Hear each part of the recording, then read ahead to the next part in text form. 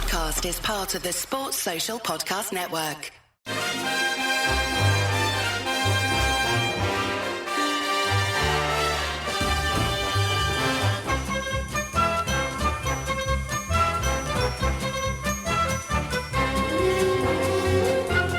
Hello everyone and welcome to Howie the Podcast. It's Gav and you join us for a very special episode of the pod because, as you will probably already be aware of, Sunderland are taking the club to America this summer with 3 games taking place in the States, and thousands of Mackems will be travelling across there to watch the games.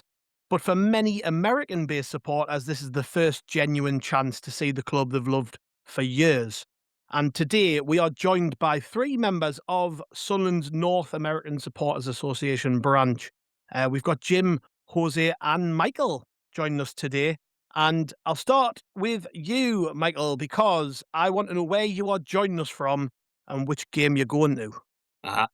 I'm from the Northern Virginia suburbs of Washington, D.C., and I'm going to the game versus Wrexham in Philadelphia. We're just going to drive up in there and back in the same day. Brilliant. Jim, how about you, mate? We're out in Phoenix, the little West Valley suburbs of Phoenix. And then we'll be flying out to Nashville tomorrow and checking out the game there against Liverpool. Brilliant. And Jose, what about you, mate? I live in Brooklyn, originally from Queens, New York. So, yeah, there you go. I'll be the one going to the New York event. Nice. I mean, for all 3 of you guys, people listening will be able to hear you aren't Mackems. You're not from Sunderland. You don't have a Mackem accent. So, I mean, Jim, how on earth does someone from Arizona become a Sunderland fan? Well, I'm not from Arizona. Originally from New Jersey, closer to Jose. Right. And then work brought me out to Arizona, brought me out ahead of my family. They were back in Northern Virginia, near where Mike is now, and had to finish out the school year, and I needed to be out here for work. So then it was just me and the dog and Netflix, and I found the documentary on there 5 years ago when we moved out it would have been right about 5 years ago, and some change. And watched the documentary, absolutely fell in love. And then haven't looked back, started following that season. I would watch all the highlights, watch what few games were streaming at that point from like League One. And then I would buy some of the passes off the club. I think I've actually ended up buying the year pass from the club. And then as kind of the coverage expanded, once they got into the championship, and just kept watching from there as it was on like Paramount Plus and that sort of stuff. So not to shamelessly plug another streaming platform or whatever, but watched all those games. And then when went into one game, well, aside from a preseason game when they were in Albuquerque a few years ago, been to one game. That was the Wembley game last year. What first grabbed you about Sunderland? And was there a moment where you realised this is my club? I mean, it felt very, very much how I look at fandom, of being, having that connection to. So I grew up an American football fan, Pittsburgh Steelers, and then on the baseball side, a New York Mets fan. So being a Mets fan growing up in the New York area, Jose is shaking his head. I can see on the video. It's basically it's basically you're picking the redheaded stepchild of there, asking for a life of pain, being a Mets fan. So I could relate in that regard. But people are super passionate about it. I'm a lot more casual now with my baseball fandom. But then also looking at it from like a working class city where the club represents kind of the identity of the city, that kind of hit me as like a Steelers fan. So looking at it that way, it all resonated with me. So I just fell in love. What can I say? Yeah. Jose, the same question for you, I guess. Did Sunderland choose you rather than the other way around? I guess you could say that. I met a friend through the early age of, I would say golden age of gaming. Uh, and a friend of mine, Mark Robinson, lived originally from Sunderland. And I would play with a group of lads from England. I don't know how my connection made it there. but my I was playing with them on, Call of Duty at the time, early Call of Duty, and then, they offered me to, a place to stay. I went to England, never made it to Sunderland, um, but I've been to Ipswich, um, and Mark and I have always had this connection, and I found out what club he was supporting, and then since 2013, I've been kind of hooked. And then before that, I met a few English lads who were just like, you could change everything else, you get remarried and all that stuff, but you can never change your club. So I kind of stuck with that, and yeah, been through it since 2013. It's been a fun ride.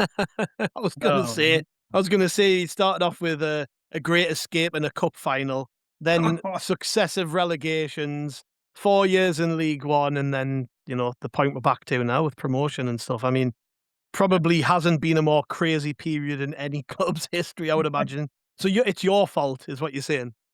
Uh, if you wanna put it that way, you can tell my son that, and you can tell my wife that as well, because they know how it is in this household. Saturday mornings, I'm up. We're watching it. "Hey, don't bother me. Either you're watching it, put on the shirt. We're wearing it today, win or lose." But yeah. Great, great. Mike, I guess same story for you, mate. Where did it all start for you? Right. Well, to start off, I have to preface it by the fact that even though I am American, I lived for 14 years in South Korea from 2000 until 2014.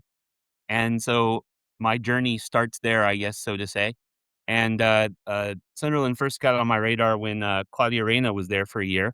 And I'm like, hey, he's one of our best players and he chose this team to join. They might be worth looking into. And I mentioned the South Korea part for one reason, because all my friends, for whatever reason, were some flavor of British or another, and Scottish, um, Black country, all those guys. And they're always talking about their football teams, and I wanted to have a football team too.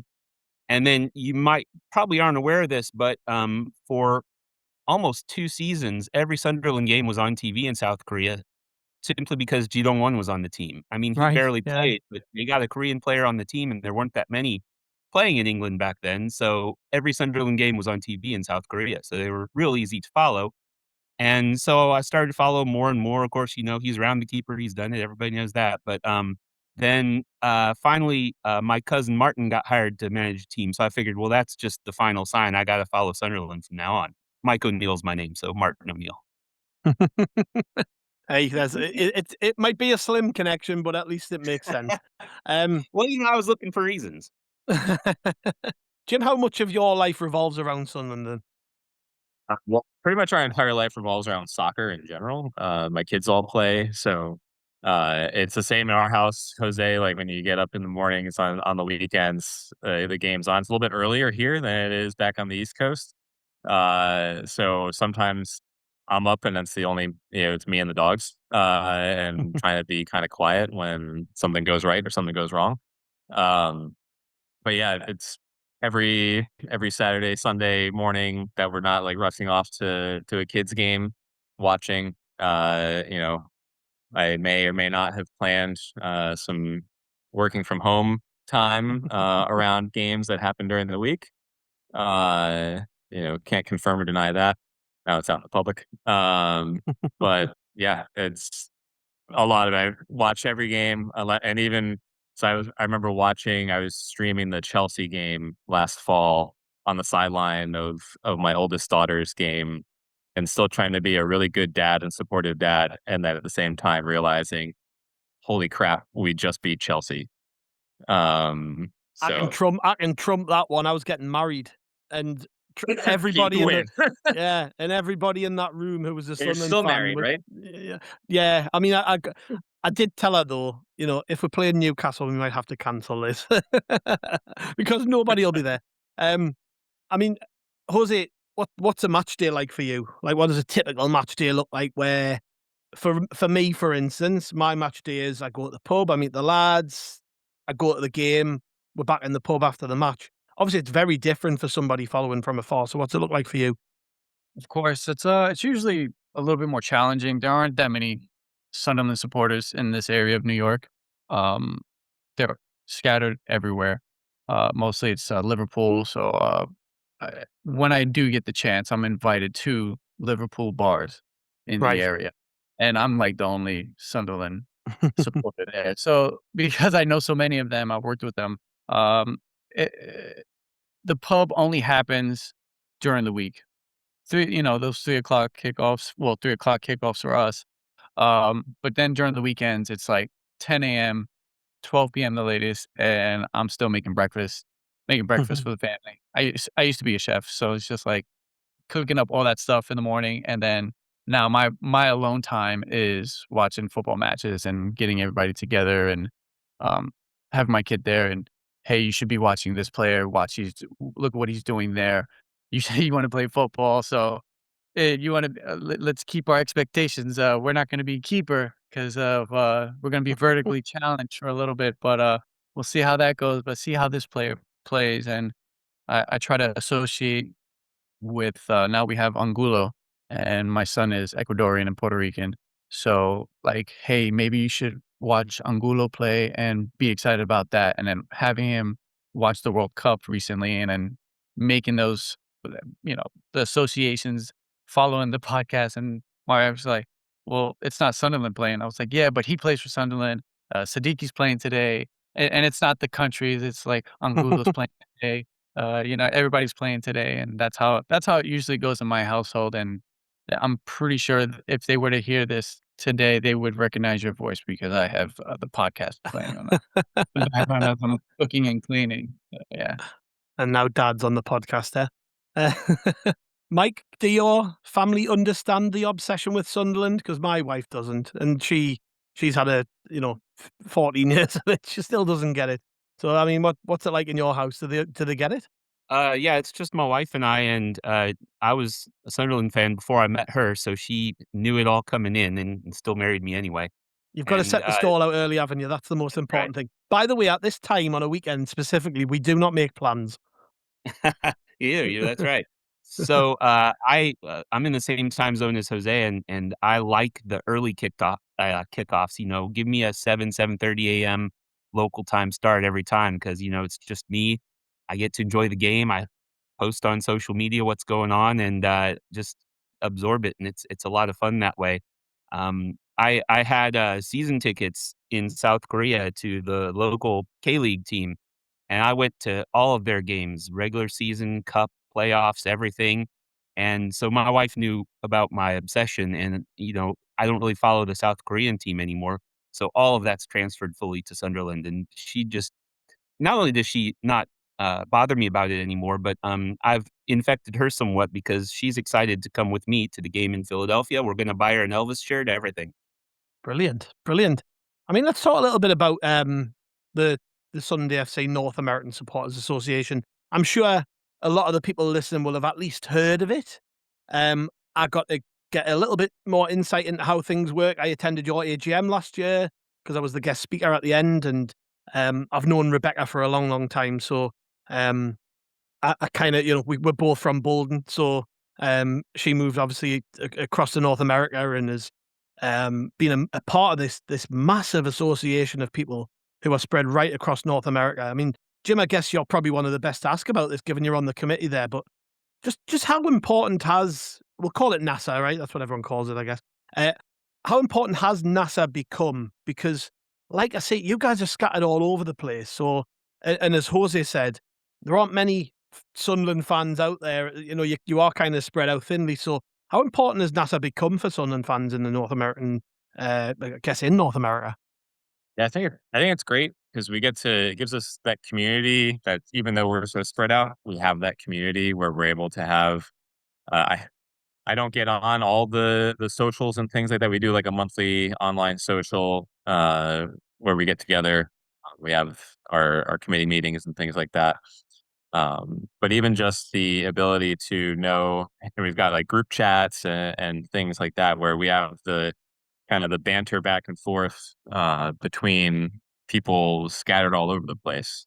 Because the same thing as Jose is saying, here in Phoenix, I know there's a few of us scattered around Phoenix, but if you've never been out here, it is a huge area to go from like where I am in the West Valley to the other side of the valley in the east is, anywhere from an hour to an hour and a half, depending on exactly where you're going to. So sure, we could probably, if schedules aligned, we could maybe get together once in a while on a Saturday or a Sunday, but a lot of times that would be tough to get that crew together. So it's really nice when uh, so going over to Wembley, that was awesome. Got together with a whole bunch of NASA folks over there. One guy from Albuquerque who he's always in Phoenix for soccer. We never run into each other. We never talk to each other when he's out here. We've only ever been in person in Albuquerque and in London. We were joking about it the other day that we're going to see each other. We're going to be together again, once again, but not in Phoenix. Get together in Nashville. But yeah, it's great. It gives us that sense of community, that sense of belonging. Some branches are better than other, or some local spots are better than others at getting together in person. Toronto's big on that. I think you guys out in DC have a few meetups out there. There's a few spots that actually have make that extra effort, maybe have a little extra time if they can to get together. But yeah, it's great. Do you know how many members approximately there are now in the branch? Oh gosh, If you had to have a guess. I want to say it's 200 something. I forget what the membership was. I could look back at meeting notes. Our membership guy goes over them at every one of our committee meetings. And we're up over 200, I believe, that have re-registered for this year. I mean, has there been? Have you seen any sort of upturn in the amount of people getting involved with the branch, or at least expressing interest since we went back into the Premier League? Because it's obviously massive, and we're back on TV all over the world. So, have you seen a bit of a difference there? Yeah, there. From what I understand, there has been an uptick in membership applications, and there's definitely an uptick in ticket requests last year for folks going over. So that became a whole thing because obviously tickets got more scarce. So we had to come up with a whole process that we worked through to try and get our supporters, because it's obviously, you can imagine the effort to get over from the States to a match in Sunderland is kind of immense. You got to do some planning far out, and sometimes the timelines for getting tickets closer to the match don't line up with how early you need to book travel arrangements and all that sort of stuff. So Yeah. we worked through some of those processes with the club to figure out what we needed to do, and now we'll try and figure out what we need to do to help our members access tickets as they roll out the membership scheme. Yeah. Does it make supporting Sunderland feel less lonely knowing that you have, you've got friends, you've got Macrams all over the States there who are in the same boat as you, aren't able to watch the team in the stadium every week? Does it make it a little bit less lonely having that little community? Oh, for sure. So as Jim mentioned, when everybody's kind of scattered and you meet up every once in a while, or we have the little banters at the end of the month, it's kind of easy to just, we've known each other if you've been around for a while, it's easy to just slip right into a conversation. And recently, because Sunderland has been doing so well, it's been easier for, other clubs and other friends to talk about, like, oh man, check out Sunderland. You guys are, how's Robbie doing? Like, guys are in the pub during the week just watching because they used to support Ajax, or they used to support Leverkusen. So it's just like they watch Sunderland because of previous players, and then seeing how well those players are doing, it makes me feel better. But it's also like I bring it back to the table to everybody else at Nassau to, talk about all these things, and the it's very helpful, and doesn't really like put me alone in my bubble in the house too. So it's a really good sense of community when it comes down to that, especially this past season, well, the past 2 seasons.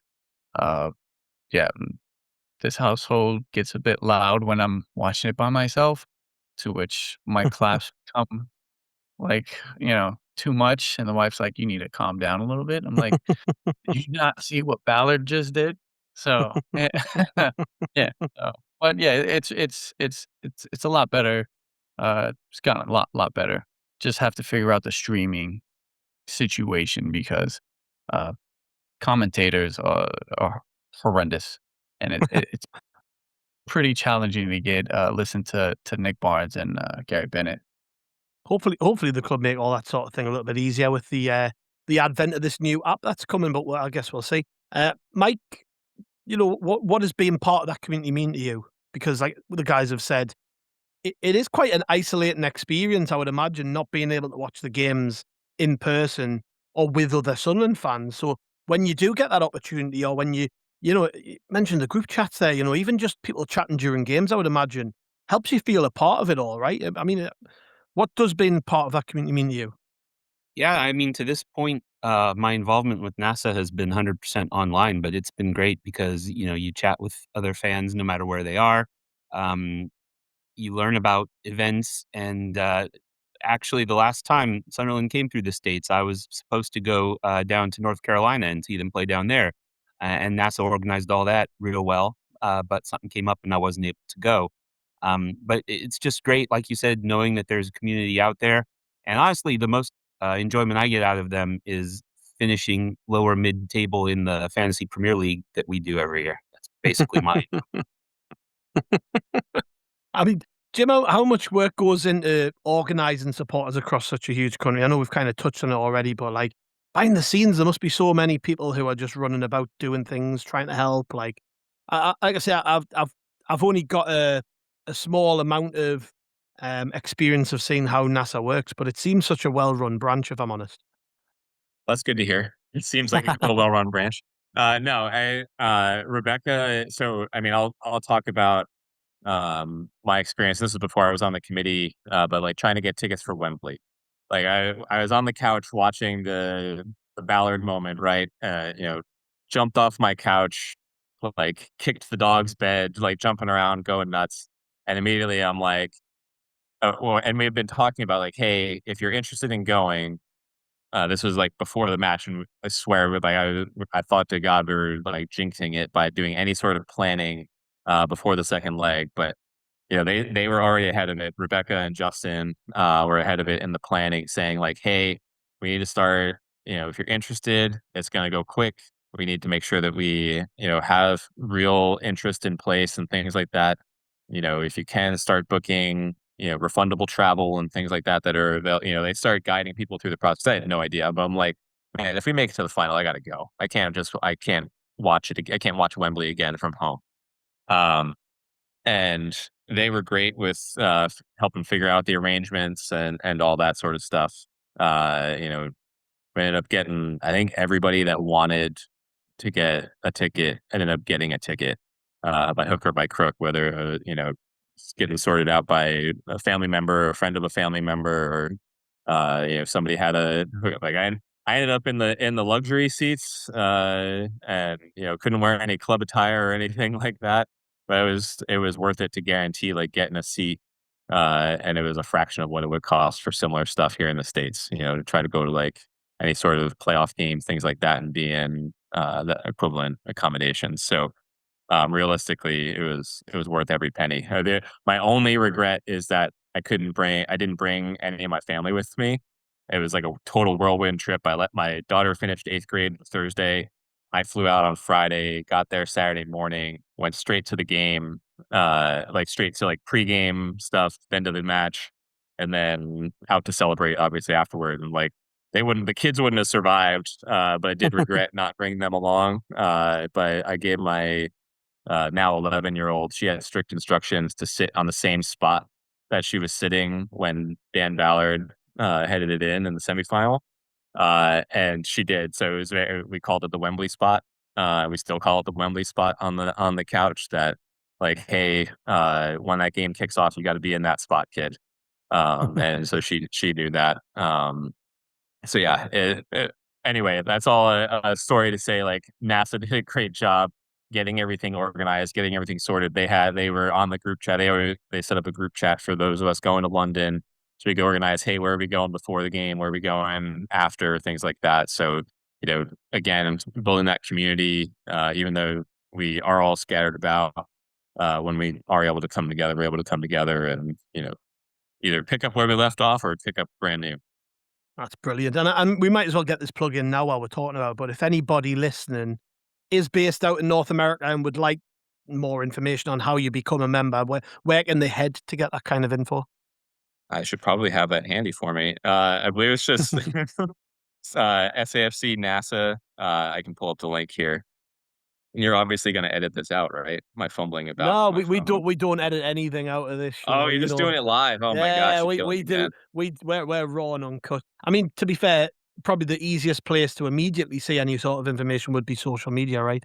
So you've got Yes, so we're on X, formerly Twitter, on Facebook, Instagram, all those. So Please uh, come join us on Blue Sky. We need more Lads fans over there. yes, there too. Justin was actually just talking about that we still have a Blue Sky kicking around. It's hard to get moving on there, though. I know only too well. The website, I've got it here, is www.safcnasa.com. So that's safcnasa.com. If you head there, there's plenty of information on how to get involved with the branch. Right, guys, we'll quickly jump for a break. Then we come back. We'll actually talk about the football and what's going to be going on over the next couple of weeks in the States. So we'll see you soon.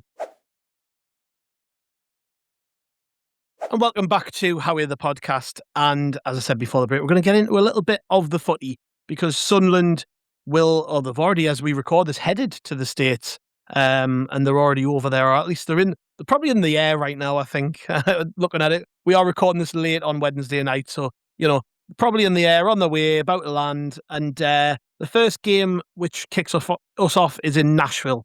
The squad which heads out to the States was announced on Wednesday afternoon. It looks a little light, if we're being honest. A lot of players missing, understandably, because of the World Cup. We've got 12 players currently either still on the holidays or making their way back from the holidays. And obviously very well earned after a great season with Sunderland and then having to put all that extra effort into playing at the World Cup. But the squad, which is heading out the States, still relatively strong. I was at the York game at the weekend. The team we put out looked decent. Looks like it's going to be bolstered by Wilson Isidore making his return after Haiti were knocked out in the group stages at the World Cup. There is no place at the minute for Jocelyn Tarbee because apparently the US visa restrictions will not allow him to cross the border. But the club are working on trying to get him out there. And on Sunday, a whole host of the World Cup players will join the squad. So we've got Brian Brobby, Nilson Angulo, Habib Diarra, Robin Roof, Simon Adingra, Arthur Masuaku and Noah Siddiqui will join the group from Sunday and take part in training and hopefully play some part in those second and third games in the States. We'll see. I guess we'll start with you, Jim. Liverpool and Nashville is the first game up. Obviously, why you're going to that game is relatively obvious, I would imagine. It's not too far away. But what are you looking forward to most about going to the game? Just seeing them in person, it's a totally different experience. I'm looking forward to having all my kids in my this will be my wife's first Sunderland game. So when they came over to play in the preseason a few years ago in Albuquerque, I took my middle two kids out there because they were the only two that were really kind of into the sport at the time and into the team. They would get up and watch the games with me and stuff. So brought them out to Albuquerque. They were hooked. It's like a core memory for them. So I knew when they were coming back, I'm like, hey, we got to try and go. Unfortunately, they all start school next Thursday, already going back to school for the year. So we, despite the fact that we have family in the New Jersey and Pennsylvania area, that would have made it really easy to travel out there and see some family and go see a couple matches. We had to choose Nashville as our destination instead. So all six of us are going out there. Be several of their first games. My mom and her boyfriend are flying down from New Jersey also to have a vacation with the grandkids and enjoy that. So it'll be their first matches as well. So we're sitting in the supporter section. Should be a great experience. Looking forward to getting together with some of the NASA crew, meeting some players, getting some autographs and pictures and things like that for the kids, and hoping that some of the World Cup returnees will be reporting in at the open training on that Sunday. So hopefully, because there's some folks that some of the kids want to see. My daughter's got a Robin Roofs jersey. They were excited. Several of them have, two of them have Enzo Laffi jerseys, so they're glad that he's going to be there and that Wilson's going to be in the squad and that sort of stuff. So, they're just looking forward. It was a great experience when they were in Albuquerque, and we met every player that was there on that trip except for Luke O'Neill. So he is the one. He's like the one that we've got to check off the list. We got to corner Luke at some point, and get a picture with him. But yeah, really just looking forward to those kind of experiences that you can't really get on a regular basis. Yeah, you mentioned the open training. That'll be good. There's also the trip to Graceland. I presume you're not doing that, but Yeah, that it's an was so interesting one. That unfortunately the club put a lot of this stuff out kind of late. Not yeah, to throw rocks or anything at the club, but a lot of people were complaining in our group chats about how late some of the info was put out. Of hey, would have you made different travel arrangements and maybe done that Graceland trip, especially since it came with you know, guaranteed access, early access um, to the open training on Sunday. So that was definitely something that I think a lot of people missed out on, or are probably going to miss out on, that are making the trip out there. Because I think a lot of people are like us, are either traveling in on Thursday or even the Friday, and then probably some people even are traveling out on Sunday and having to miss the opportunity to go to the open training because of scheduling and all that sort of stuff. So, but it is what it is, I guess. And we're gonna still be a good time. Get together on Friday night too, out at the club's putting a thing on down on Broadway in Nashville. Then we're doing a Sunderland, or I'm sorry, a NASA event pregame at a Tailgate Brewery over on Music Road in Nashville. So we'll be out there. We arranged. They've got a Sunderland themed beer that they're going to have on tap. Regis La Beer. It's going to nice. be on tap there at Tailgate Brewery. So yeah, we're looking forward to getting the group together in person, and then making our way over to the pregame fan zone or whatever it is that they're having over there, and seeing the match.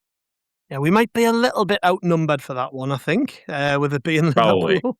Yeah, just a I little bit. think Liverpool But, has their very own Nashville branch wow. out Yeah, there. I mean, So they are it's tough. huge. But They are like huge. Jose was saying, it's nice seeing like wearing Sunderland gear around and people saying like, oh yeah, Sunderland, they're having, especially last year, they're having a good year. They're doing Yeah. well. So it's nice to kind of get that recognition, and especially when they're putting out like good kits, like the blue kit last year. I can't tell you the number of people that were just like casual fans and were like, "Man, that looks good." That's a that's a nice looking shirt. Yeah, yeah.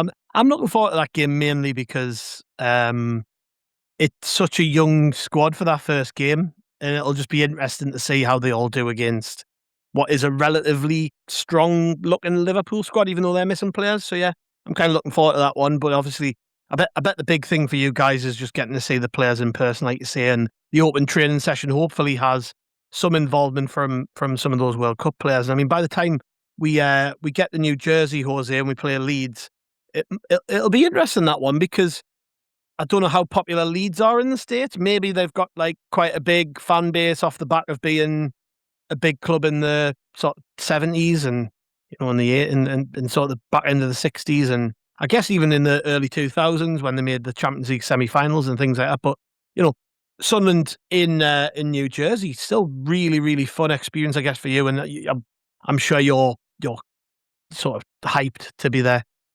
Yeah, I'm super excited. This is my first time seeing the lads in person. I was supposed to back in 2023, I believe. It was against Millwall. And sorry about that. There's some stuff happening at the front door. And Queen had died and they canceled the game. I Oh, was at Edinburgh. Yeah, so that was a bit frustrating. But now I'm super excited. I get to take my family. Looking forward to seeing all the players doing all the pop-up events that they have happening next week. As Jim mentioned, though, it's a bit frustrating that we're finding out like a week before that now they're having the Mets game next Friday, and I'm like, that's nice. No, like Norway went to the Mets game and they were there in a group, and now we get to go to the Mets game, but then now we're scrambling to see where everybody's going to be at, where where the location they're going to be at. Beautiful stadium, shitty team. Excuse my language. Um, at the moment. But yeah, I'm so excited to like she knew that I had this podcast today and she was just like, "All right, whatever you need me to do, I'll let you go and do it."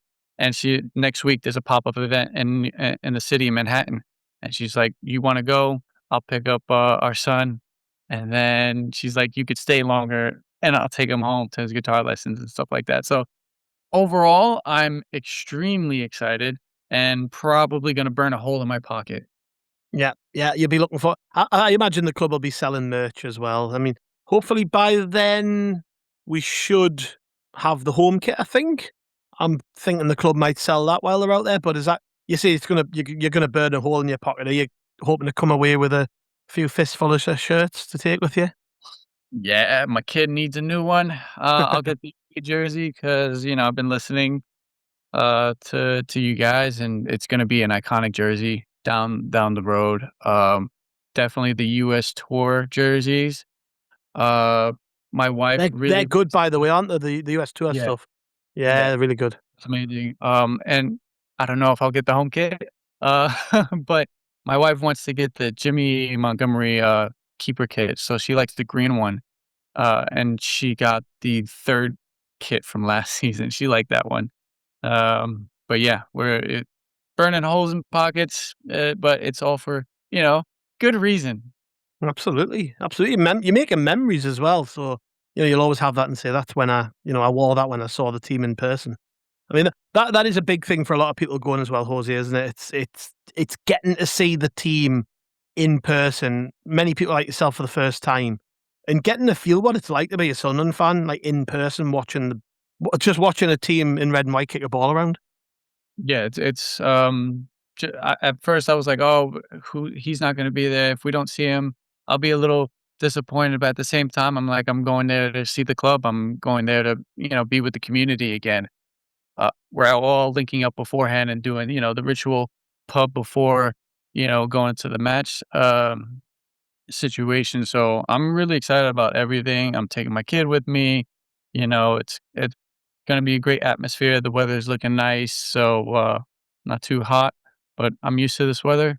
Uh, so yeah, just overall, extremely excited.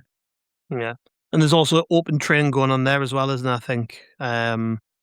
Is it Yeah, ahead of the game? I think, yeah. So, again, it's good for fans who are there just to get to see that sort of thing because it doesn't even happen that often here. When when I was a kid, you could literally drive up to the Charlie Hurley Centre and watch training, and I used to do that. My dad used to take me when I was young.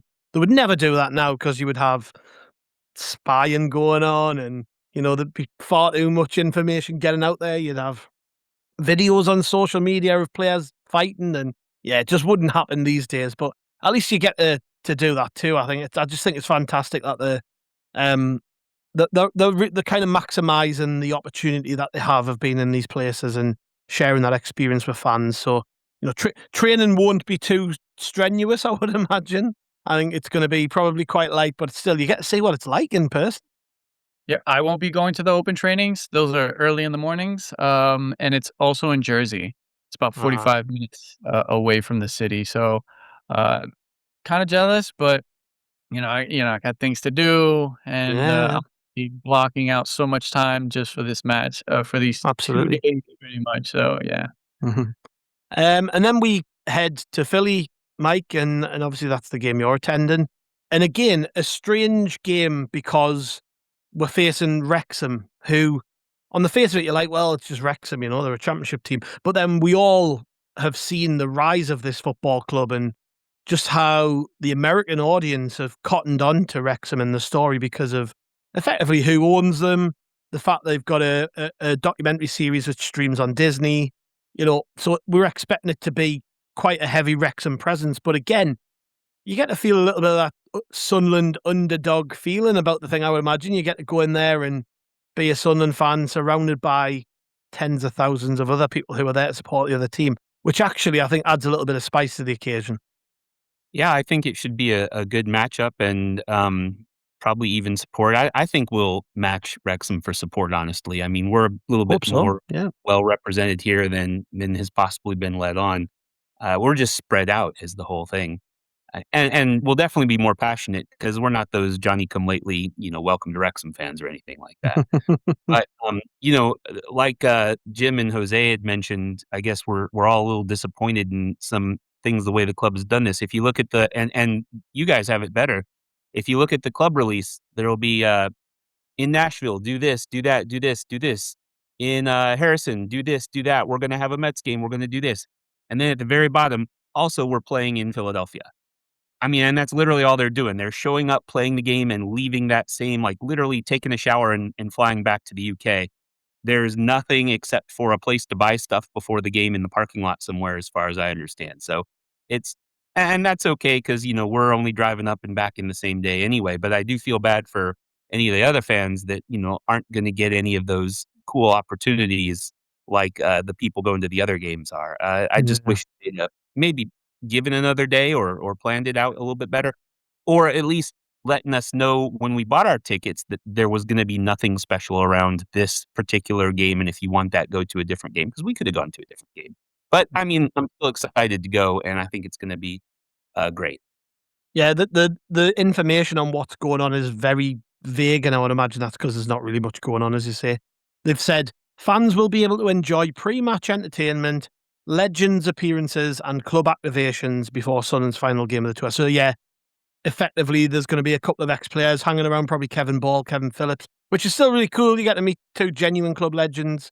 I think club activations is a very corporate term for merch stalls, Yeah. somewhere you can buy things from. But yeah, I mean, yeah, I hadn't actually cottoned on to that, and that is a bit of a shame, actually, that it's kind of been thrown together like it has. But yeah, still you get to see the game and at Subaru Park as well, which is a great venue, I mean, just on that, by the way, the standard of the facilities, of the football facilities, have been really spotlighted, Mike, with the World Cup, obviously, and there have been quite a lot of.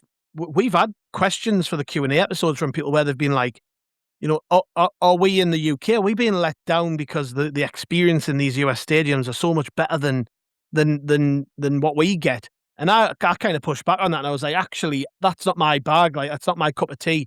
I prefer, the grittiness of going to the Stadium of Light and some of these other places we get to go to. And when I've been to, say, Everton's ground, I've enjoyed it, but it's not quite the same because it's a bit too new, and it's a bit, it's probably more like an American stadium than it is what I would class a traditional British stadium, right? So for you, as somebody who you experience it from the other side of it, being on that side of the fence, like what do you prefer? What would you rather watch a game in a Stadium of Light, in a Craven Cottage, in Stamford Bridge, or do you actually think these big stadiums are the best place to spotlight these teams? Well, the stadium that they're playing at in Philadelphia is the MLS stadium, so it's soccer specific and it seats about 20,000 fans. So it's a quarter the size of what you would have been seeing on the World Cup. Those are the massive American football stadiums. And it looks like a really nice stadium, but if you see the specific to Philadelphia WhatsApp chat, the locals in Philadelphia are telling everybody, whatever you do, don't walk through the neighborhood, don't park in the neighborhood, don't dawdle in the neighborhood, because it's not a nice place to be. That's been a running theme throughout. People have been giving us. Just get to the stadium and get out, is what they're saying. On the other hand, we have a field here in Washington, D.C., Audi Field, that is also soccer specific. It's where the MLS, DC United, and the NWSL, Washington Spirit, they play there. We went to a Spirit game just a couple weeks ago, had a great time. And it's right in the middle of a newly developed The Wharf area where they've got drinking establishments, restaurants. We actually took a river taxi there, which is, I know, probably not a special thing for folks in the UK, but those are pretty cool over here. We don't have a lot of river taxi opportunities for the most part across the state. And so we had a really great time doing that. And to answer your question, I will take a game in the center of town with pubs around. And, I don't care if I can't park right next to the stadium. That's what public transportation and your two legs are for. I want the game day experience that I see you guys enjoying for the most part. Yeah.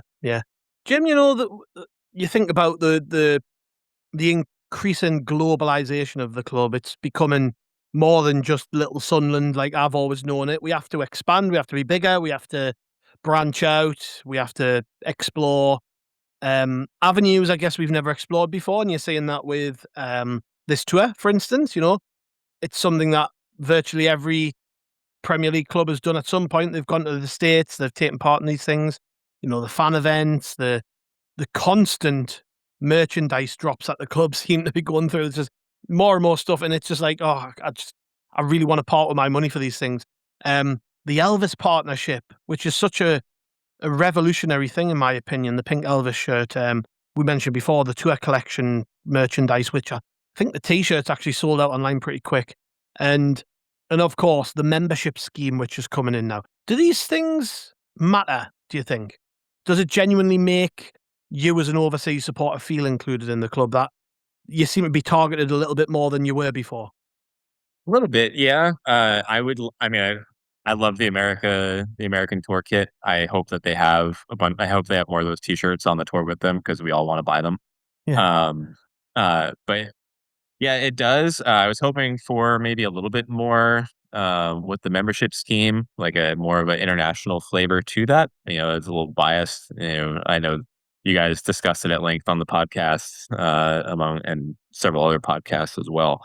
As far as some of the feelings over there, I think it's great that they're bringing in a global audience because that's what you see the top clubs doing. You can't just stay, hey, you're this little Sunderland in the northeast of England. You have to build that global presence and try and bring those fans in. So whatever they can do to do that. But I hope tours in the U.S. become a regular thing.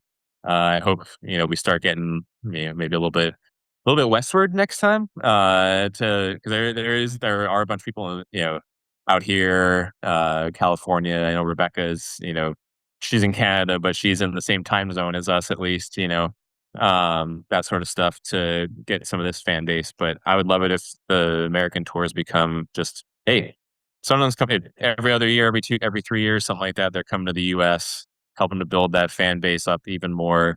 We all show up wearing the shirts from previous tours, and people are like, oh, where'd you get that? Oh, I got it a few years ago at the tour. Oh, great. I got to get mine for this year. Um, that sort of stuff, and continue to grow that, and continue to grow the NASA members, grow our little online community that we've got. But yeah, I think it's a necessary thing that they got to do. So it takes away some of the, as long as they're able to maintain that connection to the community, and maintain that feel there, while still becoming that like globally recognized brand. I think that's what's important. Yeah. Jose, just quickly on the membership scheme, because Jim mentioned it there. Obviously, we've talked about it at length. I think it's been very divisive, particularly with fans based in the UK. But we haven't really touched on this properly on our podcast because we haven't had the perspective of somebody who is a true exile, like someone who's on the other side of the world, is only going to get to go to occasional games every couple of years, maybe. So, what do you think about the membership scheme? Do you do you see enough value in it for you to be a part of it? Um, so I haven't dove too much into it other than what I hear from the podcast, and I did slightly look at it, but I kind of like nudged it off because everything like I want to broadcast, or like, hey, I'm going over to the Northeast, and I reach out to Rebecca, NASA, and these communities. We're going back to that. Who are able to supply me with a ticket, or I have a connection out there. Um, I haven't seen anything really that does that, like that's going to gravitate me to do, as I mentioned, to listen to either Frankie or to like Nick Barnes or Gary Bennett. And it's just like we have all these streaming platforms. So it's just like for me, that's what I would like to see. As far as like I thought they were going to do something like that. And then, let's say if I want to go to Spain, or Italy, Milan, you know, would I be able to get a ticket? How would I be able to get a ticket? And I understand that the priority goes to, season ticket holders and people who are actually from Sunderland. But it's just like maybe that's my one time that I'm actually visiting the country and they just happen to be out there. So it's just like it's a lottery. Mhm. I'm not too sure. I mean, tell me a fair lottery. Uh, I don't think you could Yeah. really give one, but it's, and I don't gamble, so it's one of those. I want it, and I'll pay as unfortunately, I hate to say this, I'll pay what I gotta pay just to get my ticket, uh, regardless of the price, except for those World Cup tickets. Those are ridiculous. Um, but yeah, like to see the lads. It's a bit, and to do it through an app, I'm a bit old school, I guess. I like to talk to somebody, or have a conversation via email if that's possible. And in this case, I rely heavily on Nassau if I were to, make those arrangements. What about you, Mike? Where do you sit with the whole membership scheme from a overseas supporters point of view? I mean, when it comes down to it, I don't see it as affecting me too much, and I didn't look too much into it. It's something mainly for the domestic supporters and the people who can go regularly to games as I see it. What I don't like, and I don't know that this is the case, but just in general, whenever I'm talking about soccer or football with my American friends who might not be so into it, which are fewer now because the World Cup, despite the ticket prices Jose mentioned, televised anyway, was just a massive success. I mean, I think I saw 80 million viewers and things like that. It was just crazy. And so there's a lot more fans, at least at the moment. But I like to tell them that it's the people's game. It's for the people. And I worry that things like the membership scheme are taking the people further away from it unless you're one of the wealthier people. And I just don't like that in any case. I hope that's not the case, but that's really my only opinion about it. Yeah, no, that's it. It was described to us as a revenue stream, but also something that should add value as a supporter. And my big gripe is that all of these cool things that they told us about with this new app that they're going to propose, and the streaming, and the club media and all these things, we don't see it yet. So there's no evidence. Like, I buy this thing, this is what I'm going to get. And at the minute, it seems to hinge mainly on ticketing, and you might get a ticket to an away game. You might be able to go to a European game. And those things are only going to be attractive for certain lengths of time at certain points in time. And if we don't qualify for Europe again next season, are people going to be willing to part with their money, especially if it didn't get them a ticket the year before? So I think over time, hopefully, they build this thing and they make it more inclusive for fans abroad and people like yourselves who just want to feel part of the club, right? That's the main thing. You want to feel part of it. You want to have a chance to go to games when you are able to go to games. All these things have to come together. And as you say, Jose, I don't think there's a fair lottery out there, really. And it is a bit of a lottery, unfortunately. It's a typical case of supply outstripping demand. And unfortunately, the club can't be completely fair to everybody. But I was just interested to see, whether that makes you feel any more part of the club, really. The fact you can be a member and there's something to hold against it, because it does feel a little bit sticky at the minute. But hopefully in time it kind of does sort itself out, and they make things a little bit more inclusive for everybody. But I didn't catch, by the way, did anybody say they'd actually been to Sunderland for a game before? I can't remember if any of you said you had. I'm hoping that you haven't, because and I see you shaking your head there, Jim. Is it on the bucket list? Is it something that you're like, I am going to Sunderland very soon and I have to do it? 100% on the bucket list. And I've already promised my family that we're all going when we go. So, and that's part of the thing too. And looking at the membership scheme, if I can't buy a membership for me, my wife, 4 kids, and justify that outlay on the chance of getting tickets, just to, we'll figure out tickets when that time comes, and make that happen. But yeah, getting out there is a bucket list item for sure. I'm sure the same for Mike and Jose. Yeah, Jose, I guess for you, it's a little bit different because you had that chance ripped away from you. Did you still make the trip across to the UK or not? Yeah. So we did. I was actually proposing. Was that we were? Nope, we were getting married. Okay. And we were getting married in the Highlands. So the plan was we were stopping in Edinburgh and then take the train down to Sunderland. Eventually got our tickets canceled to get to the game. That was a nightmare. Got a refund. And the teaser is that once we finished our trip from Edinburgh going down to London, our train stopped in Newcastle for 3 hours. Man. And I was so upset. I was so upset what a tease that was, because we were going down to London. And oh my goodness. But yeah, the plan is I'm definitely making it out there, possibly during May. The wife wants to do the Cotswold Trail. So we're gonna look to do that, and I'm gonna sprinkle in a little, Northeast magic in there. You've got to get there at some point. That's it. And what about you, Mike? Is it the same? It's on the bucket list. It's coming up soon, hopefully. Absolutely on the bucket list. No immediate plans, but just this last year, one of my best friends, his daughter was considering going to the University of Durham for her master's degree, and I did everything but push her out the door towards that myself. I'm like, anything you need, I'll be there. I'll be the one taking care of you. I have people in that area. And she ended up going somewhere else, unfortunately. But I was pushing hard for that just because it would give me a ready excuse. Hey, I got to help my friend's kid out. I'm going to go over to that part of the world now for a while. Oh yeah. I mean, it's any excuse to just go to a game. I'm sure you'll take it. Jim, I guess in closing, what does being a Sunderland supporter mean to you? Because it means something different to everybody, right? So what does it mean to you?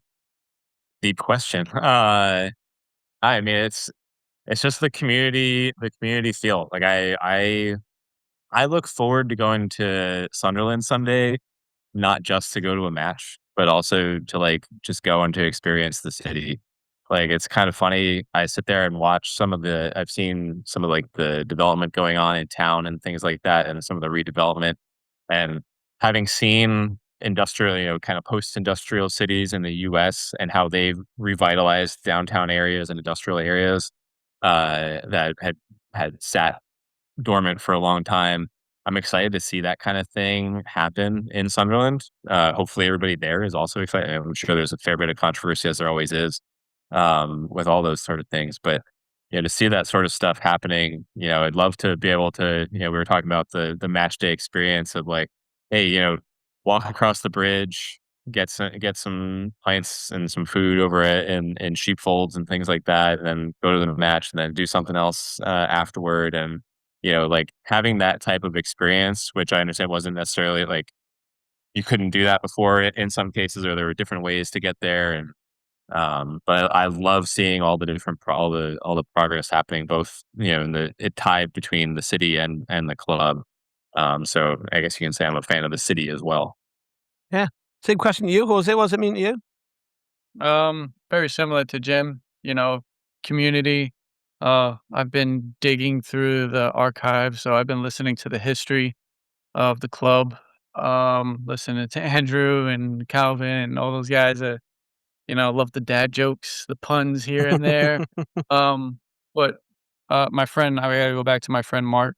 The hospitality that he gave to, showed me, and I got to experience that in the north. That part of the world.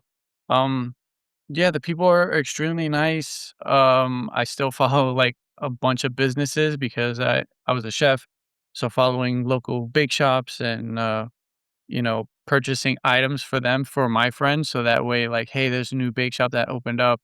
I get excited about that stuff where the community is starting to build itself up. I'm originally from Queens, Rockaway, which is also like a coastal city.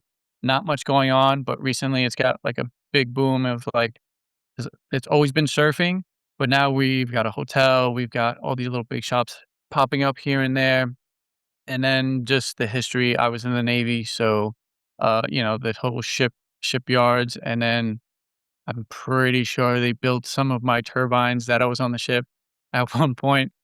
So having that little connection and then knowing all that stuff, and then having really good friends who moved back to that area, I'm really looking forward to doing that and being called an honorary Macam. So the New York City honorary Macam, and look forward to the Scran, and got a little Macam dictionary as well. So yeah, that's what it means Great. to me. Absolutely. And same to you, Mike. Now, what does it mean to you when you say I'm a Sunderland supporter? What does that mean? It just gets in your blood, right? It's what you look forward to every weekend or for the fall to start soon. So those games start coming again. And it's just something that you can feel passionate about, that you can live and die with, the good times and the bad. And luckily, we're finally getting some good times again. It's, it just kind of infects you and in a good way. And you're like it for life. I think Jose said earlier, you don't switch your allegiances, you don't change teams.